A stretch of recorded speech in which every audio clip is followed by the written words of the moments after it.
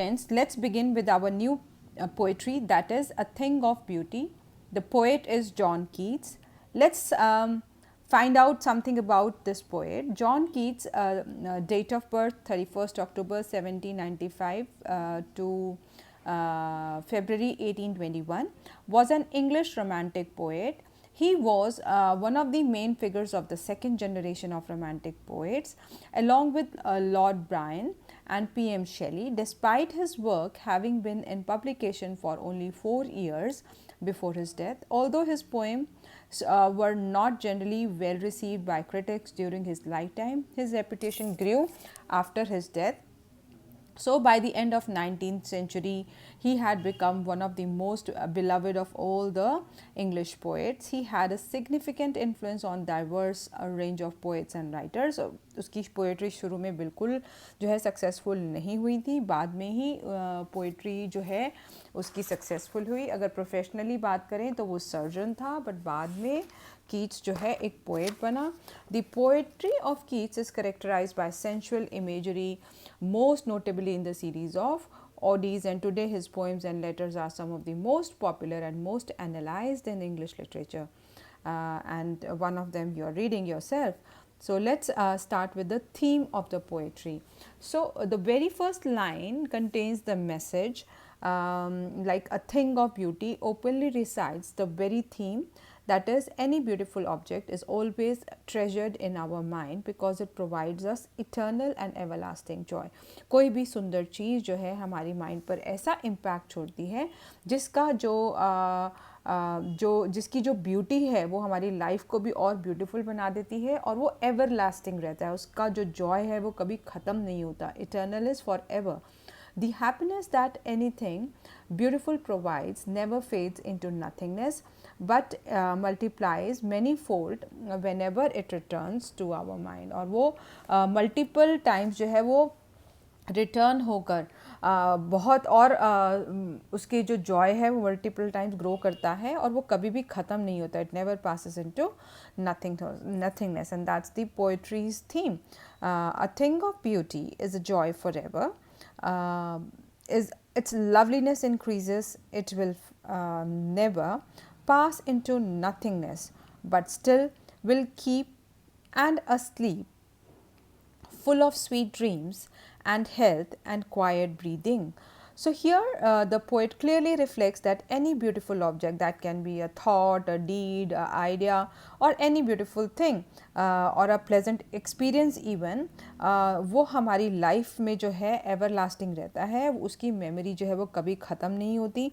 उसकी जो ब्यूटी है, उसका जो इफ़ेक्ट है वो इंक्रीज़ होता चला जाता है. उसका इम्पैक्ट कभी भी लेस नहीं होता, लेसन नहीं होता. Keeps on leaving its impact with the passage of time.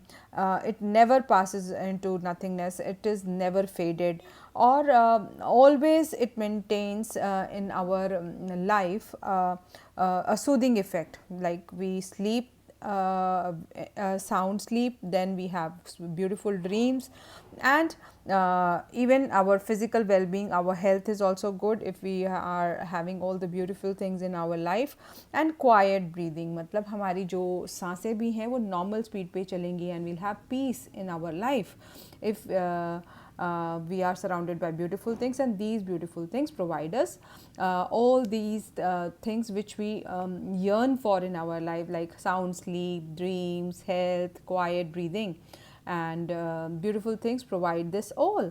Therefore, on every morrow are we breathing a flowery band to bind us to the earth, spite of despondence of the inhuman dearth of noble natures of the gloomy days, of all the unhealthy and o'er darkened ways, made for our searching, yes, in spite of all. I'll just explain the other part first. A flowery band. No, from here. Therefore, on every morrow, we are like, are we breathing? With every morrow, morrow means day, din. Breathing means making. Therefore, with every morrow, a flowery band to bind us to the earth. वो हर दिन हमारे को इतनी सुंदर चीज़ें हैं, our relationships are so beautiful, और ये सारी चीज़ें हमें कनेक्ट करती हैं किसके साथ, अर्थ के साथ।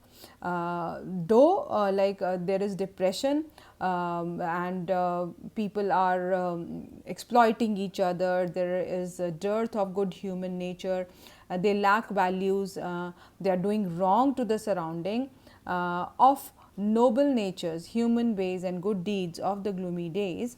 और उसके बावजूद जो नोबल नेचर के लोग हैं उनकी डर्थ है इस दुनिया में, और जो दिन हैं वो बहुत ही ज़्यादा सैड होते चले जा रहे हैं। डे बाय डे जो वैल्यूज़ हैं ह्यूमन बींग्स में वो ख़त्म होती चली जा रही हैं, of all the unhealthy and over darkened ways. और उसके बावजूद अगर हम देखें हमारी सराउंडिंग्स में काफ़ी सारी चीज़ें हैं जो कि अनवेलकमिंग हैं या रॉन्ग हैं। आप देखेंगे कि क्राइम एग्जिस्ट करता है, डिजीज़ एग्जिस्ट करती हैं, एक्सप्लॉयटेशन एग्जिस्ट करती है हमारी सराउंडिंग में। ये सब चीज़ें एग्जिस्ट करती हैं, और ये सारी चीज़ें हमारी लाइफ को बहुत ही ज़्यादा हैवी बनाती हैं। और ये सब चीज़ें जो हैं हम इन सब चीज़ों में we are not interested in, if one wants to search for them और interested in them, yes, in spite of all.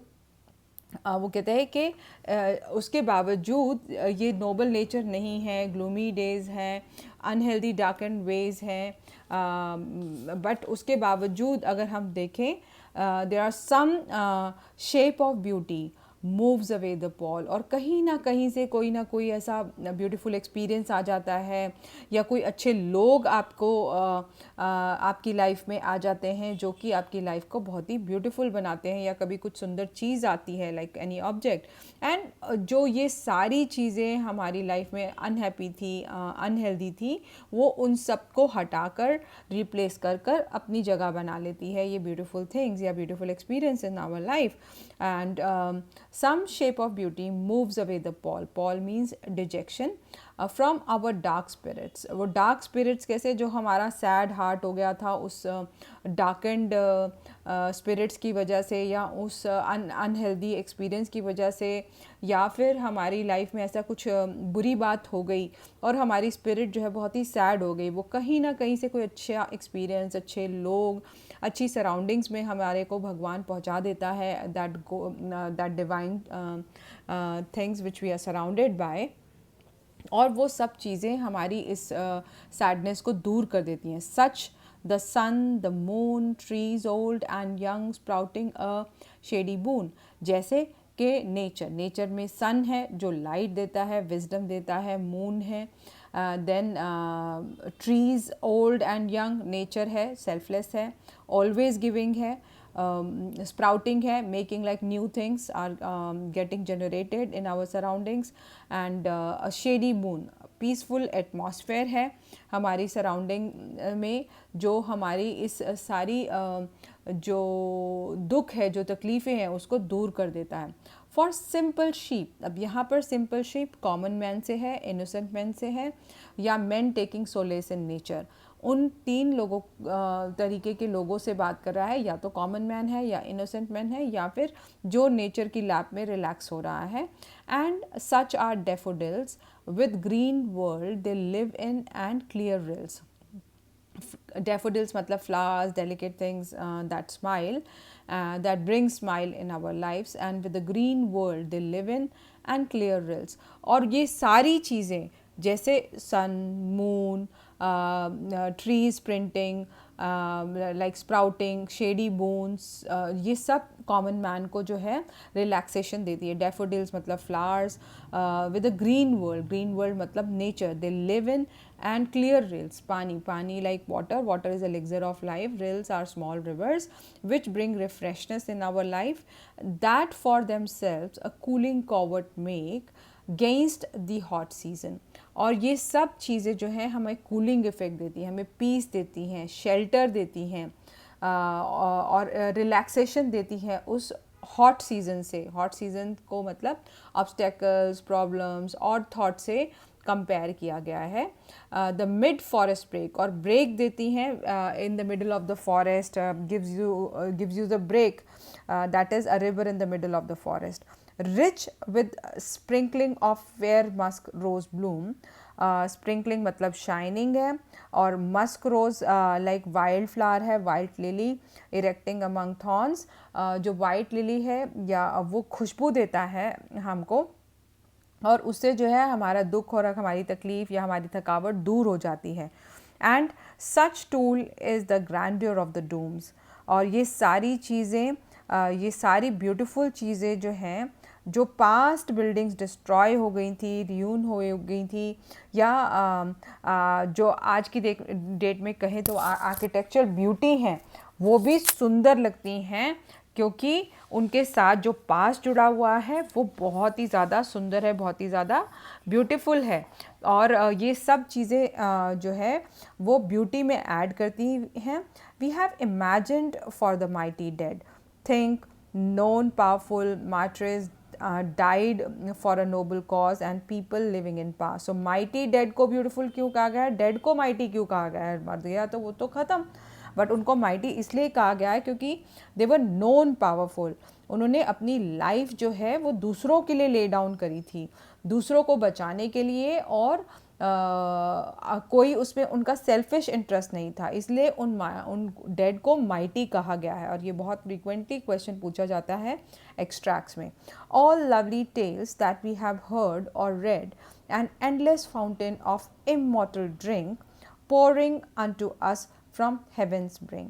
Like all lovely tales, मतलब आपने जितनी भी कहानियाँ सुनी हैं आज तक, जो लोगों ने लाइफ ले डाउन करी, रामायण है, महाभारत है, या छत्रपति शिवाजी की कहानी है, या रानी झांसी की कहानी है, ये पहले ज़माने में टेल्स की फॉर्म में जो है हाईलाइट की जाती थी, जो कि गांव-गांव जाकर जो है लोग बताते थे, क्योंकि पहले मास मीडिया तो था नहीं, और इन लोगों के बारे में बाहर देश के लोग या बाहर शहर के लोग कैसे जानेंगे। तो इन टेल्स के थ्रू जो है उनकी डीड्स, जो कि उन्होंने हीरोइक डीड्स करी और दूसरों के लिए लाइफ ले डाउन करी, तो वो जाकर इन्फॉर्मेशन लवली टेल्स से मिलती है।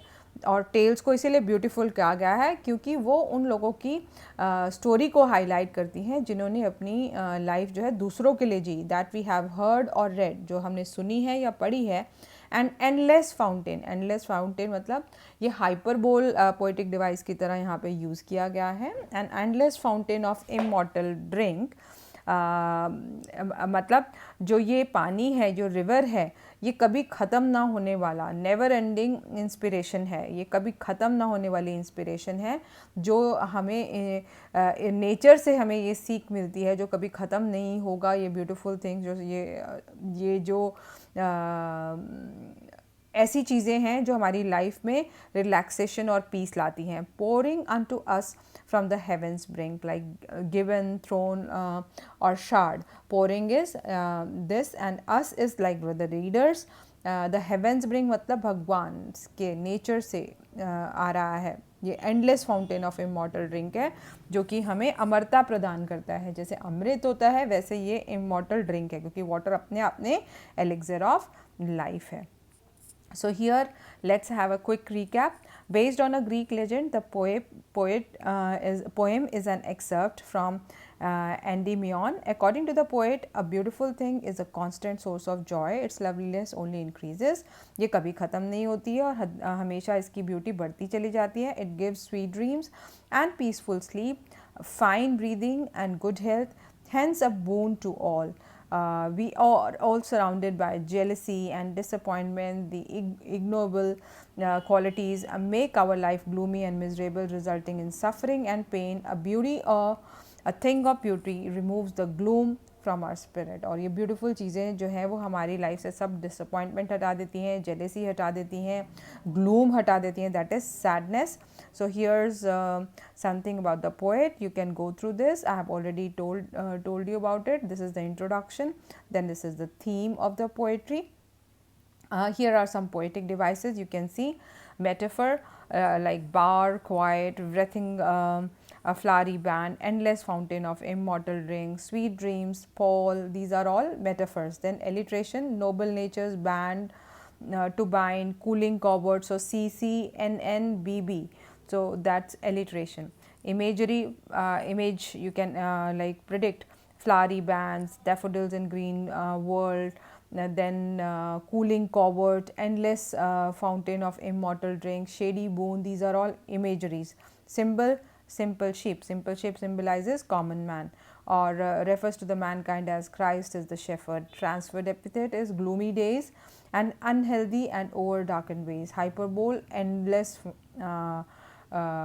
fountain. It's not mountain, it's fountain. And the rhyming scheme, very important, A A B B C C. Remember that a thing of beauty is having this rhyming scheme. You can go through these extract questions and the explanation given in these extracts, which will give you more clear picture of the poetry. And these are some short questions from the poetry which are commonly asked in the examination. I will be sharing the PDF also of this particular poetry. You can go through it, solve these extracts, unsolved extracts in your notebook, that is important. Also solve these questions. Here is a diagnostic test which we are going to do it later, no need to do it at present in your notebooks. Then this I have already done, I guess. Yes, this is the poetic devices. Some of the students are really confused with the poetic devices, so I have added the explanation, what is simile, what is metaphor, what is alliteration, repetition with simple examples, what is personification, then what is pun, what is antithesis, then what is onotoma, topoia, then imagery, then symbols, oxymoron, transferred epithet.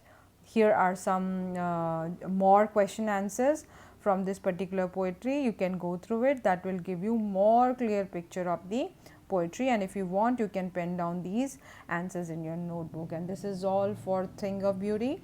Stay safe, stay home, God bless, and enjoy your studies.